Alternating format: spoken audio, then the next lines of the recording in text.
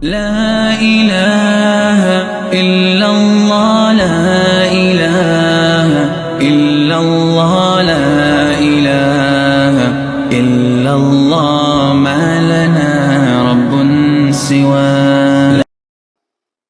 Allahun subhanahu wa ta'ala e falenderojmë, vetëm prej tij falje dhe ndihmë kërkojmë. E falenderojmë Allahun subhanahu wa ta'ala për të mirat e panumërta që na i ka dhuru, që në Islam na ka udhëzu dhe me Islam na ka nderu.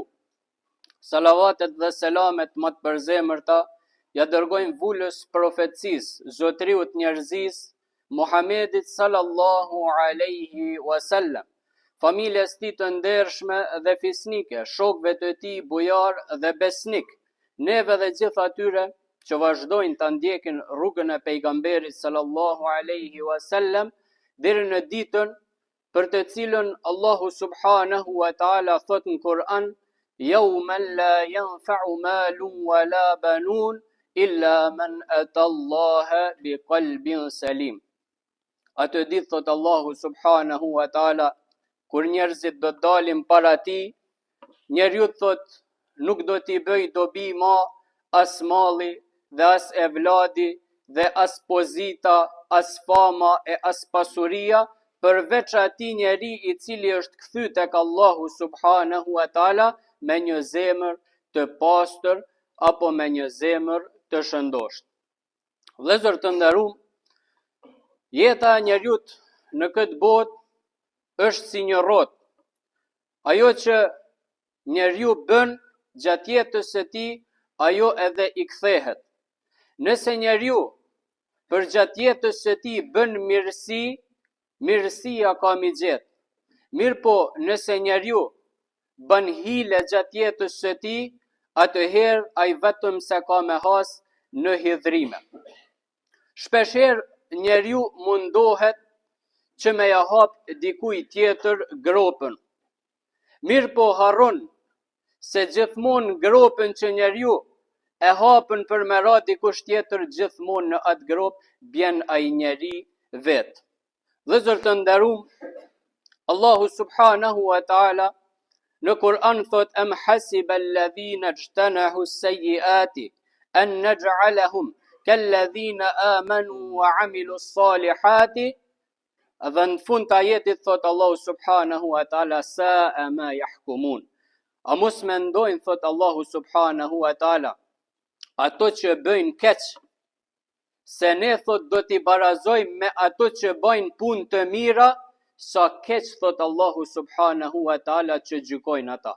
Pra vëllezër të nderuar, njeriu që beson dhe bën vepra të mira gjatë jetës së tij, pra ai njeri në këtë botë ka me gjetë qetësi, ka me gjetë paqe, ka me gjetë lumturi, ka mi pas një jetë të bekume, dhe në botën tjetër ka me pas shpërblim. Mirë po ai njeri që në jetën e kësaj bote e mohon Allahun subhanahu wa taala, i bën keq njerëzve, i bën padrejtësi dhe zullum njerëzve, ai vëllezër të nderuar, në këtë jetë ka me has në vështirësi, mirë po dhe në botën tjetër ka me pas dënimin nga Allahu subhanahu wa taala. Dhe thot Allahu subhanahu wa taala një ajet tjetër: "Dhe mos mendo thot kur se ato që bëjnë keq, pra ato që bëjnë keq kanë shpëtu. Ne vetëm se thot Allahu subhanahu wa taala, ato pa i lam që të bijnë në mëkat, në fund pra që me has në dënimin e plot." Vëllezër të nderuar, ky ajet tregon se suksesi i përkohshëm i njerëzve që bëjnë zullum nuk është shpëtim. Allahu subhanahu wa taala vetëm se i nep kohë atyne që ato mi shtu pa drejtsin, në fund që Allahu subhanahu wa taala mi dënu me dënimin e plot. Nga ky ajet Allahu subhanahu wa taala po don me na mësu se ato njerëz që bëjnë zullum në tokë, që e derdhin gjakun e muslimanëve pa drejtësisht, ato njerëz që bëjnë pa drejtësi në familje, ato njerëz që bëjnë pa drejtësi në shoqëri, ato njerëz që i bëjnë zullum njerëzve në tokë, ato njerëz që bëjnë padrejtësi në institucione. Thot Allahu subhanahu wa taala, edhe nëse i shefti se ato, pra janë duke bë padrejtësi, dhe prap gjatë jetës së tyre kanë të mira, apo një njeri mundet me thonë, ai është pra zullumçar, ta në kohën vetëm zullum i ban njerëzve dhe prap jetën e ka të mirë, plot e përplot mirësi. Mirë po çka thot Allahu subhanahu wa taala, mos mendoni thot që ato që bajnë keq e kanë, pra vazhdojnë duke bë keq, mos mendoni se kanë shpëtu. Allahu i nep të mira që ata mendojnë se janë në rregull, apo na po bëm zullum dhe Allahu është duke na shtu të mirat. Mirë po Allahu ja shton të mirat që ata mi shtu edhe më shumë zullumin, e që në fund Allahu subhanahu wa taala mi dënu me dënim të plot. Vëllezër të nderuam, Allahu subhanahu wa taala në Kur'an për atë njeri që bën padrejtësi, për atë njeri që bën zullum, thot Allahu wala yahiqul makru sayyi'u illa bi ahlihi. Dhe kur do thot që dikush bën padrejtësi, ajo padrejtësi thot, ajo dredhi i kthehet thot vetes së tij. Dhe këtë do ta ilustrom me një tregim të shkurt, sepse arabët e kanë një fjalë ku thonë bil mithali yattadihu al maqal. Pra me shembull sqarohet fjala që është thënë. Një herë vëllezër të nderuam, ishte mbreti, veziri dhe ziliçari. Dhe ndërmjet mbretit dhe vezirit ishin punë shumë mirë. Kishin marrëveshje të mëdha mes njëri tjetrit. Mirë po ai ziliçari që i shifte nuk mundte mi përballu këtë gjë. Dhe donte që ai me qenë afër mbretit, pra në vend këtij vezirit që ishte. Dhe çka me bë, një ditë shkon dhe shpifën tek mbreti. Sepse ky veziri e kishte vëllezër të nderuam një tmet. Pra i vinte erë e keqe gojës, dhe gjithmonë kur shkonte me fol me mbretin, që mbreti mos mu shqetësu, çka bante e vunte dorën para fytyrës. Për mos mu shqetësu mbretin nga era e gojës tij. Mirë po ky ziliçari shkon një ditë tek mbreti dhe i thot, veziri i thot është duke fol keq për ty, është duke shpif për ty, dhe thot që ty ti vjen erë e keqe gojës. Për atë i thot, sa herë që vjen ai me fol me ty e vun dorën para fytyre. Dhe mbreti dan mi vërtetu këtë dhe i thot, ma sillni nesër vezirin. Dhe mbreti një të nesërmen kur i vjen veziri fillan me fol me të. Dhe e shef mbreti se ty fol kë, aja vën dorën në fytyrë. Dhe thot me vejdi, me të vërtet thot që ky pas ka fol për mu. Me të vërtet që ky e pas ka bëhet shpifje për mu. Qysh se është duke i mulu thot hund. Dhe çka bën mbreti? Ja nep këtij vezirit një letër dhe i thot këtë letër çoja komandantit. Dhe mbreti shkruan në letër, ky njeri që ta prun letrën anuloja. Pra merrja jetën këtij njeri që ka me ta pru letrën. Ndërkohë veziri se dinte çka shkruante. Dhe e merr veziri këtë letër dhe niset me ja çu komandantit. Dhe rrugës e hasin këtë ziliçarin. Dhe ziliçari i thot, ku je nisi, thot, ku je duke shku? I thot, ky veziri ma ka nap mbreti një letër me ja çu komandantit dhe jam duke ja çu atij. Peja thot, unë ati të ham një mizdit dhe ma nep i thot atë letër se ja çaj une. Sepse ky donte mu afru me mbretin. Dhe veziri i sinqert ja nep letrën. Dhe në fund shkon ky ziliçari e çon letrën atje dhe ai komandanti kur e merr letrën, lexon në letër njeriu thot që ta prun letrën, anuloje, merrja jetën dhe ja merr jetën. Dhe pra kuj i merret jeta, i merret jeta këtij ziliçarit që doshti me ja bë kurthën apo gropën kuj vezirit. Dhe në fund kthehet veziri tek mbreti dhe mbreti ja shef. I thot që ish puna me ty, unë të kam nap letër që ti mos mu kthy ma, ja ka qenë letër me shku e mos mu kthy ma.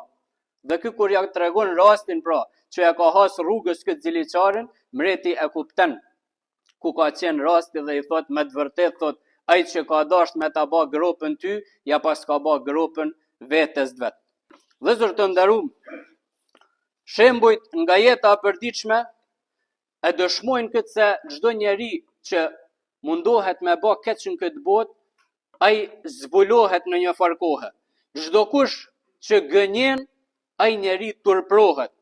Çdo kush që mundohet mi fitu dinarin apo bukën pa drejtësisht, në fund të fundit e humbën, dhe jo vetëm që e humbën, por e humbën edhe me nënçmim. Pejgamberi sallallahu alaihi wasallam ka thonë, vëllezër të nderuam, da fjalë që njeriu duhet mirë mi vulos në mendjen e tij. Ku thot pejgamberi sallallahu alaihi wasallam, mos ju gëzot këqijave që i ndodhin vllas tënd, sepse Allahu subhanahu wa taala mundet që të ketë mëshirë ndaj atij edhe me të sprovu ty. Ky hadith, vëllezër të nderuam, na mëson etikën shpirtërore dhe dashurinë vëllazërore. Shpesh zemra e njerëzve ka prirje që mu gëzu kur e shef dikën keq, apo një njeri që ndoshta nuk ta don zemra, kur i ndodhen diçka keq atij, zemra ndoshta ty të gëzohet nga mrena, edhe pse ti nuk e shprehën. Mirë po profeti pejgamberi sallallahu alaihi wasallam na paralajmëron që thot, nëse ti i gëzohesh të keqes së dikujt, Allahu subhanahu wa taala nga mëshira ati mundet atë keqe mi heq prej ati njeriut edhe me ta çu në jetën tënde, vetëm se ti je gëzu të keqes që i ka ndodhur atij. Pra, pse vëllezër të nderuam? Sepse kjo tregon zemër të semur.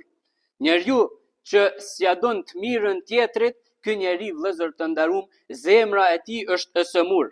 Muslimani i sinqert, besimtari i devotshëm, kur e shef dikën në hall, nuk thot mirja bëri Allahu subhanahu wa taala, apo kur e shohim dikën me thon mirja ka bë Allahu, e diun e ka merituar këtë gjë, i ka plotsu kushtet për mi ndodh kjo gjë në jetë. Nuk thot vëllezër të nderuam besimtari kështu. Mirë po, besimtari thot subhanallah, Allahu subhanahu wa taala ja lehtësoft, Allahu subhanahu wa taala ati ja lehtësoft, e shëroft apo ja largoft, e mu mos më sprovoft Allahu me të njëjtën sprov. Pra nuk i gëzohet kur ai që është besimtar, nuk i gëzohet kur të keqes që i ndodhen dikujt tjetër. Pejgamberi sallallahu alaihi wasallam thot, men satara musliman satarahu Allahu fid dunya wal akhirah, wa man nafasa an musliman kurbata min kurabati dunya nafasa Allahu lahu kurbatan min kurabil akhirah. Kush, thot pejgamberi sallallahu alaihi wasallam, ja lehtëson një vështirësi vllasë së tij musliman, kush, thot pejgamberi sallallahu alaihi wasallam, ja mbulon një tmet vllasë tij musliman, Allahu thot ka me ja lehtësu vështirësit atij njeri, vështirësit për jetës saj bote dhe të ahiretit. Allahu, nëse ti ja mbulon tmetën vllasë tam, Allahu ka me ti mbulu ty tmetat në këtë botë dhe në botën tjetër. Vëllezër të nderuam, ka thënë një dietar, pra Muhammed ibn Sirini, që ishte një nga tabinët. Ata janë nga brezi i artë, që kanë nejt me sahabet dhe kanë jetu me ta, e sahabet janë brezit që kanë jetu dhe kanë nejt me pejgamberin sallallahu alaihi wasallam dhe kanë vdekë si musliman. Dhe çka thot ky dietar? Thot, fola keq, thot, për një njeri që kishte falimentu, apo kishte ra mrem, fola keq, thot, për te, dhe subhanallah, thot, ma vonë falimentova dhe vetë. Fola për te që kishte falimentu, pas asaj tha falimentova dhe vetë. Kjo është, vëllezër të nderuam, një shembull praktik i ndëshkimit hyjnor.